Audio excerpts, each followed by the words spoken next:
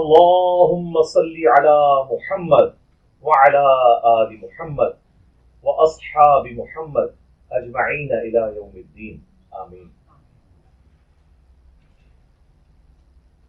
مفتی صاحب آئے ہوں اور اس کے بعد اتنے سوالات کیسے آ سکتے ہوں؟ انہوں نے پھر آپ کو ٹھیک ہے۔ الحمد للہ رب العالمین والصلاة والسلام علی سید الانبیاء والمرسلین وعلی آلہ واصحابہ اجمعین الی یوم الدین۔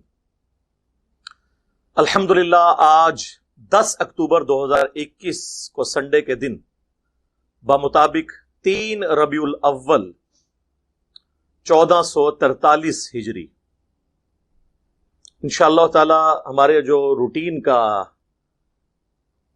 پبلک کوسچن آنسر سیشن ہے، اس کو سٹارٹ کرنے سے پہلے جو آج کل ایک ایشو چلا ہوا ہے میں اس پہ ڈسکشن کر لوں۔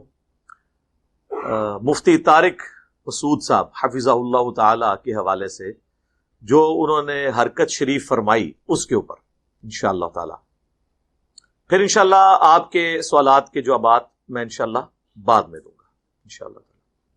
اور آغاز کروں گا آیت مبارکہ سے، اعوذ باللہ من الشیطان الرجیم، بسم اللہ الرحمن الرحیم، وَمَكَرُوا وَمَكَرَ اللَّهُ وَاللَّهُ خَيْرُ الْمَاكِرِينَ، انہوں نے بھی چال چلی، مکر کیا، اور اللہ نے بھی اپنی خفیہ تدبیر فرمائی، اور اللہ سب سے بڑھ کر بہتر خفیہ تدبیر فرمانے والا ہے۔ الحمدللہ۔ صلو علی الحبیب، اللہم صلی علی محمد وعلی آل محمد، صلاۃ بر محمد وآل محمد، اللہم صلی علی محمد وعلی آل محمد۔ آپ میں سے اکثریت کو معلوم ہے میرے بھائیوں کہ میری زندگی میں 3 واقعات بڑے اہم ہیں، اور ان میں سے بھی 2 واقعات تو ایسے ہیں جو کسی کسی کی زندگی میں آتے ہیں، یعنی مرڈر اٹیمپٹ، قاتلانہ حملے۔ 28 اکتوبر 2017 کو پہلی دفعہ مجھ پہ مرڈر اٹیمپٹ ہوئی، اس کے بعد دوسرا بڑا حادثہ 4 مئی 2020 کو جو ایک جھوٹی FIR کاٹی گئی، جو پہلی پیشی پہ ہی لاہور ہائی کورٹ سے فارغ ہوئی، اور تیسرا یہ ریسنٹلی جو 2021 کے اندر ہی 14 مارچ 2021 کو جو سیکنڈ مرڈر اٹیمپٹ ہوئی۔ ان 3 بڑے واقعات سے بڑا واقعہ میری زندگی میں کوئی نہیں ہے۔ مفتی صاحب کا یہاں پہ تشریف لانا تو شے ہی کوئی نہیں، یہ اس سے بڑے واقعات ہیں۔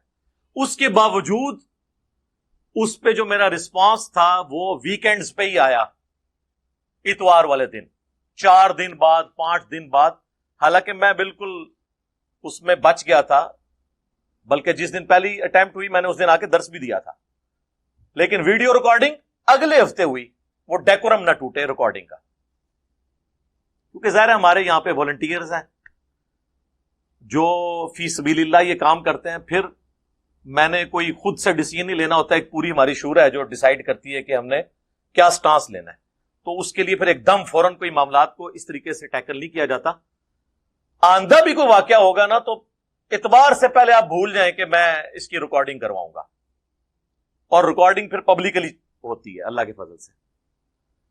تو یہ جو 3 واقعات ہیں، اور یہ چوتھا واقعہ جو بنانے کی کوشش کی گئی، اور بعض لوگوں کو اس کی وجہ سے ہوا کہ میں نے فوراً رسپانس کیوں نہیں کیا، یہ آندہ بھی ایسی کو حرکت ہوگی، رسپانس اتوار والے دن آئے گا، جو ضروری چیز ہے وہ میں انشاءاللہ اتوار جب آئے گی کنزیکٹو، اس کے بعد یہ حرکت انہوں نے ہفتے کو کی ہوتی، آپ اتوار کو دیکھ لیتے تب یہ صاف کر دیتا، لیکن انہوں نے بھی ڈھونڈ کے منڈے کا دن چوز کیا۔ ان کو پتا تھا، ان کو نہیں پتا میں اتوار کو یہاں بیٹھتا ہوں، 1 سال سے ان کے ایڈمن کا ہمارے ایڈمن سے رابطہ نہیں ہے۔ کیا آپ میں سے جب کسی کو کوئی ملنے جاتا ہے اس بےہودہ طریقے سے ملنے کے لیے جاتا ہے؟ حالانکہ مجھے پرسنلی بڑا دکھ ہے یار، اتنا سافٹ شکار آیا اور میرے ہاتھ سے نکل جائے، مجھے دکھ ہے اس بات، لیکن جو انہوں نے حرکت شریف فرمائی نا، اس کی وجہ سے جو رزلٹ نکلا، اس کی وجہ سے یہ سب کچھ مجھے کرنا پڑا، ورنہ تو یقین کریں کہ یہ زندگی میں مفتی طارق مسعود صاحب حافظہ اللہ تعالی فرقہ دیوبندیہ سے تعلق رکھتے ہیں، ایک فرقے کی نمائندگی کرتے ہیں، اور وہ یہ دعویٰ کرتے ہیں کہ چونکہ مجھے یہ اعزاز حاصل ہے کہ انجینئر صاحب نے ملاقات کے لیے مجھے اجازت دی تو میں تو سارے فرقوں کا نمائندہ بن کے آؤں گا. یہ اپنی ویڈیوز میں کہہ چکے ہیں.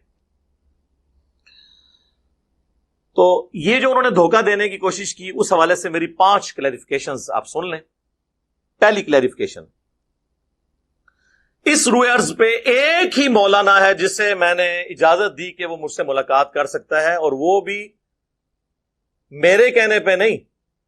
نادر علی بھائی نے 3 مہینے میرے سر میں درد کے طور پر مسلط ہو کر مجھے اس پہ ایگری کروایا، اور دوسرے تھے ہمارے زاہد بھائی، زاہد چیپا بھائی، جنہوں نے اسلام 360 بنایا.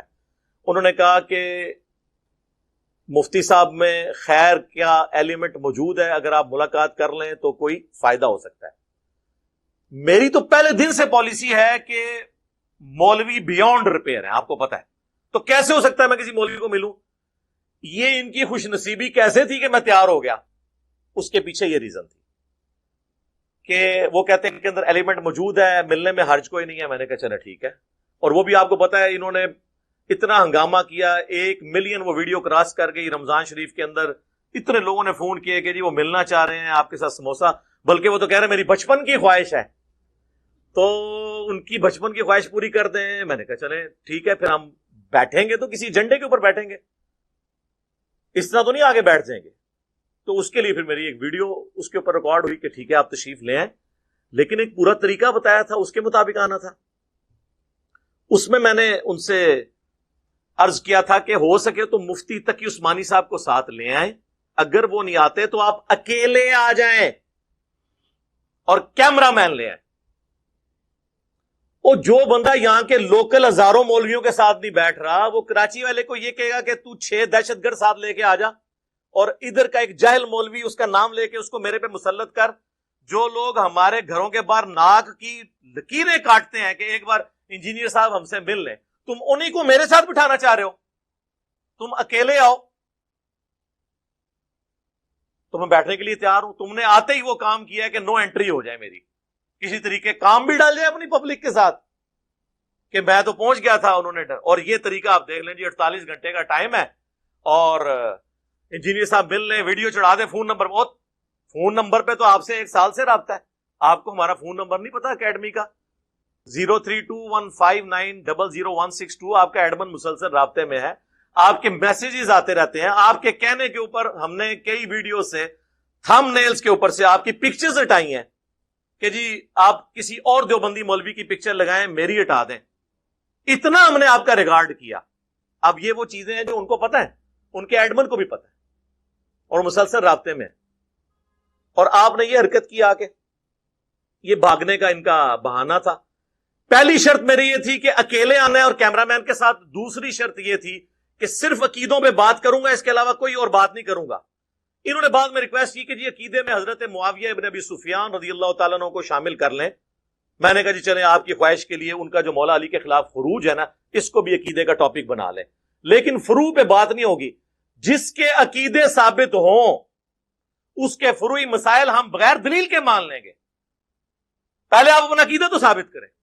قادیانی جب تک ختم نبوت ہمارے ساتھ ٹیکل نہیں کرتے، ہم ان سے حنفیت کے اوپر بات نہیں کریں گے. قادیانی حنفی ہیں، بغیر دین کے نماز پڑھتے ہیں. ہمیں وہ کہیں گے جی اپنے 2 ٹاپک رکھنے ہیں، ختم نبوت اور رفع الیدین. میں کہوں گا رفع الیدین پہ میں بات نہیں کروں گا جب تک ختم نبوت کا مسئلہ حل نہیں ہوتا. ایتھیسٹ کے ساتھ ہمارا مسئلہ ایگزسٹنس آف گاڈ پہ ہوگا. جب تک وہ خدا کو نہیں مانتے، نبی علیہ السلام کی 11 شادیوں پہ میں بات نہیں کروں گا. سیدھی سی بات ہے. میں نے نبی علیہ السلام کی عصمت کی حفاظت کر کے اس میں سے نکالنا کیا ہے؟ جب تک کہ تم اللہ کو نہیں مانتے. ہم نبی کو تو اللہ کی وجہ سے مان رہے ہیں. لقد من اللہ علی المؤمنین اذ بعث فیہم رسولا. یہ اللہ کا احسان ہے کہ مومنین میں رسول آئے. اور جامعہ ترمذی کی حدیث ہے، اللہ سے محبت کرو کہ اس نے تمہیں نعمتوں سے نوازا ہے، اور مجھ سے محبت کرو کیونکہ میں اللہ کا رسول ہوں، اور میرے اہل بیت سے محبت رکھو کیونکہ ان کی نسبت میرے ساتھ ہے. صلوات بر محمد و آل محمد.